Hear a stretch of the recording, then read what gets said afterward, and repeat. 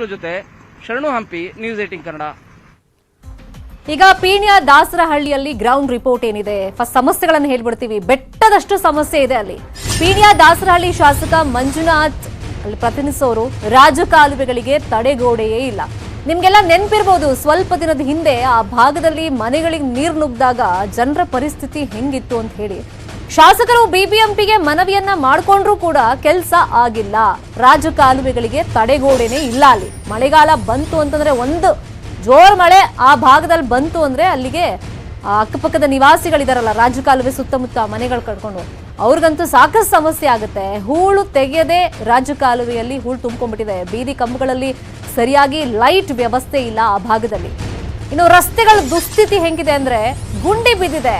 ವಾಹನ ಸವಾರಿಗೆ ದಿನನಿತ್ಯ ಆ ರೋಡಲ್ಲಿ ಬರಬೇಕು ಅಂತಂದ್ರೆ ಒಂದು ದೊಡ್ಡ ಸಾಹಸ ಮಾಡ್ದಂಗೆ ಪರದಾಟ ಪಡ್ಕೊಂಡು ಬರ್ಬೇಕಾಗತ್ತೆ. ಎಷ್ಟೇ ಮನವಿ ಮಾಡಿಕೊಂಡ್ರೂ ಕೂಡ ಬಿಬಿಎಂಪಿಗೆ ಪೀಣ್ಯ ದಾಸರಹಳ್ಳಿ ಕ್ಷೇತ್ರದಲ್ಲಿ ಸಮಸ್ಯೆಗಳೇನಿದೆ ಅದು ಬಹುಶಃ ಕೇಳಿಸ್ತಾ ಇಲ್ಲ ಅಂತ ಕಾಣಿಸುತ್ತೆ. ಇನ್ನು ನ್ಯೂಸ್ 18 ಗ್ರೌಂಡ್ ರಿಪೋರ್ಟ್ ಅನ್ನು ಅಲ್ಲಿ ಮಾಡಿದೆ ನಮ್ಮ ಪ್ರತಿನಿಧಿ ಗಂಗಾಧರ್. ಎಕ್ಸ್ಪ್ಲೈನ್ ಮಾಡಿದ್ದಾರೆ ಅಲ್ಲಿನ ವಾಸ್ತವ ಸ್ಥಿತಿ ನೋಡೋಣ. ರಾಜಧಾನಿ ಬೆಂಗಳೂರಿನಲ್ಲಿ ಸಾಲು ಸಾಲು ಸಮಸ್ಯೆಗಳು.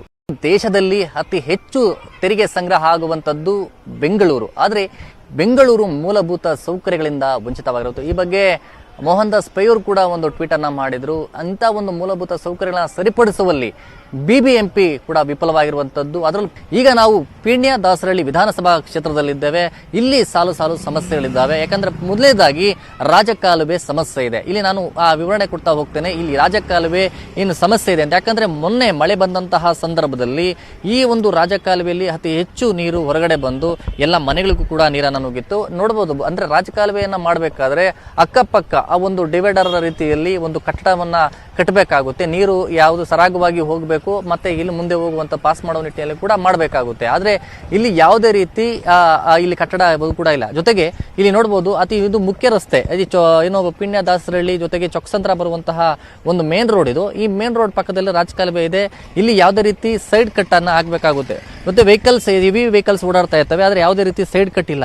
ಒಂದು ವೇಳೆ ಯಾರು ಇಲ್ಲಿ ಬಿದ್ದರೂ ಕೂಡ ಸಾಕಷ್ಟು ಅನಾಹುತ ಆಗುವಂತದ್ದು. ಆಮೇಲೆ ಇಲ್ಲಿ ನೋಡಬಹುದು, ಇಲ್ಲಿ ಡಂಪಿಂಗ್ ಅನ್ನ ಮಾಡ್ಕೊಂಡಿದ್ದಾರೆ. ಅಂದ್ರೆ ಈ ಕಸವನ್ನ, ಈ ಅಕ್ಕಪಕ್ಕದ ಕಸವನ್ನ ತಂದು ಇಲ್ಲಿ ಹಾಕುವಂಥದ್ದು. ಇದನ್ನ ಬಿಬಿಎಂಪಿ ಸಿಬ್ಬಂದಿ ಇಲ್ಲಿ ಯಾರಿದ್ದಾರೆ ಅವರನ್ನ ಕ್ಲೀನ್ ಮಾಡುವಂಥದ್ದು ಕೂಡ ಯಾವುದೇ ರೀತಿ ಇಲ್ಲಿ ಮಾಡೋದಿಲ್ಲ.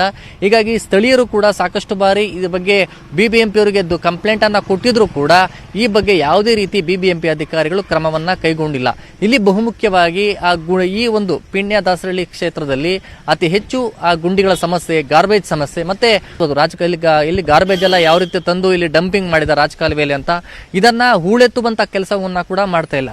ಈ ರೀತಿ ಪದೇ ಪದೇ ಬಿಬಿಎಂಪಿ ಅವರಿಗೆ ಎಷ್ಟೇ ಒಂದು ದೂರುಗಳನ್ನ ಕೊಟ್ಟಿದ್ರು ಕೂಡ ಇಲ್ಲಿ ಯಾವುದೇ ರೀತಿ ಕ್ರಮಗಳನ್ನ ಕೈಗೊಳ್ತಾ ಇಲ್ಲ. ಇದು ಕೇವಲ ರಸ್ತೆ ಮತ್ತೆ ಗಾರ್ಬೇಜ್ ಆಗಿರ್ಬೋದು, ಮತ್ತೆ ಇಲ್ಲಿ ರಾಜಕಾಲುವೆಗಳು ಅಷ್ಟೇ ಅಲ್ವಾ, ಇಲ್ಲಿ ಬೀದಿ ಲೈಟ್ಗಳನ್ನ ಸರಿಪಡಿಸುವಂತ ಕೆಲಸವನ್ನ ಕೂಡ ಮಾಡೋದಿಲ್ಲ. ನೋಡಬಹುದು, ಅಲ್ಲಿ ಎಲ್ಲ ಕೂಡ ಲೈಟ್ ಕಂಬಗಳಲ್ಲಿ ಲೈಟ್ಸ್ ಅನ್ನ ಹಾಕಿದ್ದಾರೆ. ಏನು ಲೈಟ್ಗಳನ್ನ ಹಾಕಿದ್ರು ಕೂಡ ಸರಿಯಾದ ರೀತಿಯಲ್ಲಿ ಅದನ್ನ ಮಾಡಿಲ್ಲ. ಅಂದ್ರೆ ರಾತ್ರಿ ವೇಳೆಯಲ್ಲಿ ಕೂಡ ಎಲ್ಲ ಕೂಡ ಅದು ಏನು LED ಲೈಟ್ಗಳನ್ನ ಹಾಕಿದ್ದಾರೆ, ಅದು ಸರಿಯಾದ ರೀತಿಯಲ್ಲಿ ಕೂಡ ಅದು ಬೆಳಕು ಬರೋದಿಲ್ಲ ನಿಟ್ಟಿನಲ್ಲಿ ಸಾರ್ವಜನಿಕರು, ಅಂದ್ರೆ ಇಲ್ಲಿ ಸ್ಥಳೀಯರು ಕೂಡ ಆರೋಪಗಳನ್ನ ಮಾಡ್ತಾರಂಥದ್ದು. ಒಟ್ಟಾರೆ ಈಗ ಈ ಒಂದು ಸ್ಥಳೀಯರು ಈ ಒಂದು ಗಾರ್ಬೇಜ್ ಸಮಸ್ಯೆ ಆಗಿರ್ಬೋದು, ರಾಜಕಾಲುವೆಗಳ ಸಮಸ್ಯೆ ಬಗ್ಗೆ ಏನ್ ಹೇಳ್ತಾರೆ ಅವರನ್ನ ಕೂಡ ಇಲ್ಲಿ ಮಾತಾಡಿಸ್ತೀನಿ. ಆ ಕ್ಷೇತ್ರ ಇದ್ರ ಬಗ್ಗೆ ಏನ್ ಹೇಳ್ತಾರೆ ಅಂತ.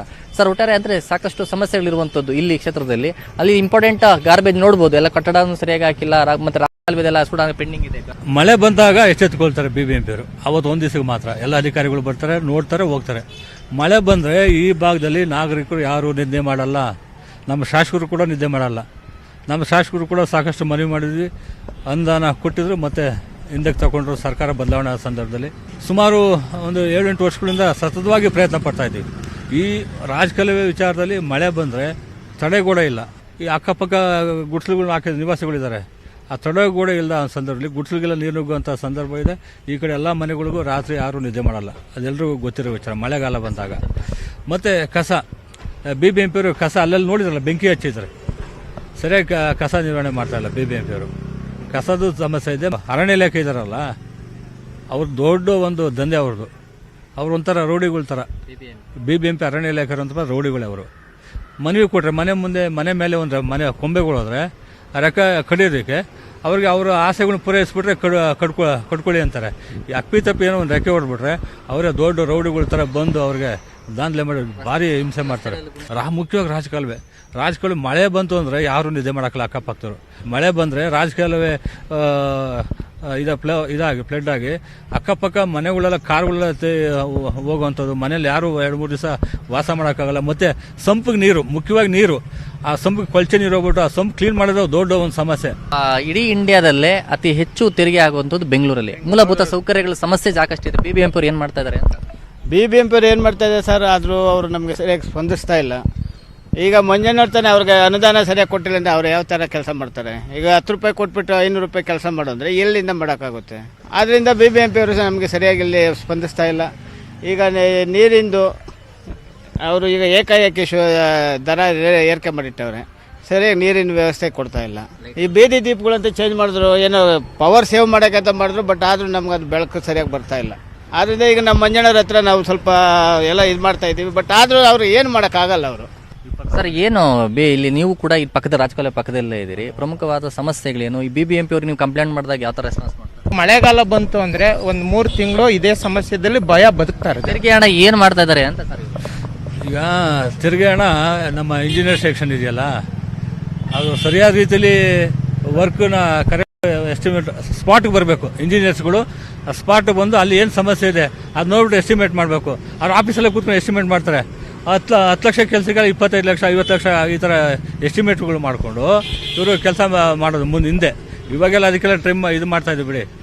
ಸ್ಪಾಟ್ಗೆ ಬಂದು ಏನು ಸಮಸ್ಯೆ ಎಸ್ಟಿಮೇಟ್ ಮಾಡಿ ಮಂಜಣ್ಣವರು ಶಾಸಕರಾದ್ಮೇಲೆ ಇದಿಷ್ಟು ಕೂಡ ಸ್ಥಳೀಯರ ಒಂದು ಮಾತಾಗಿರುವಂತದ್ದು.